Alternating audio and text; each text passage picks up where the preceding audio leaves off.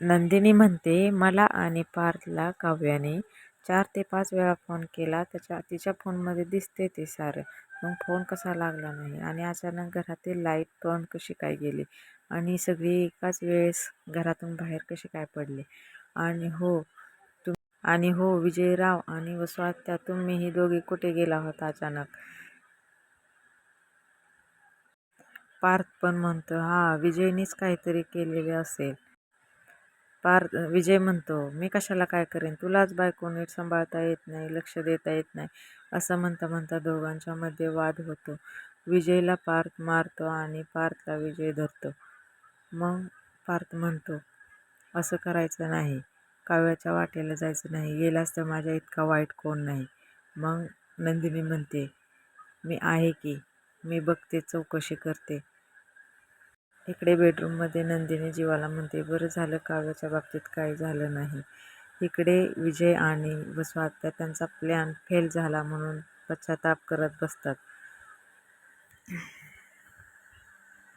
इकडं नंदिनी आणि मानिनी काकू बोलत असतात. तितक्यात मिथुन काका येतात आणि त्यांचे पाय धरतात.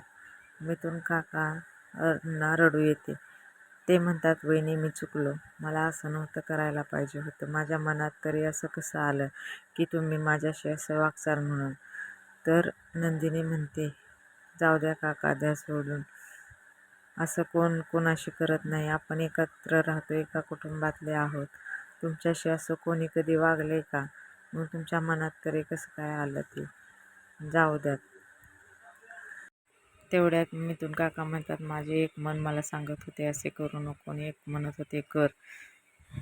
मिथुन काका सांगतात की तो चेक मला विजयने देऊन बाहेर पाठवलं होतं. मग नंदिनीला मनात शंका येते आणि ते विजयला विचारायला जाते.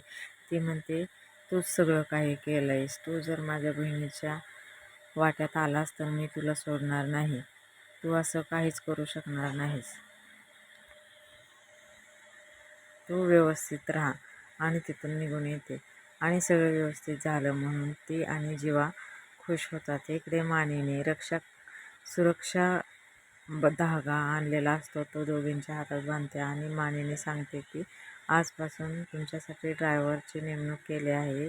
कुठेही जाताना तुम्ही त्याच्यासोबतच जायचं आणि स्वतःची काळजी घ्यायची.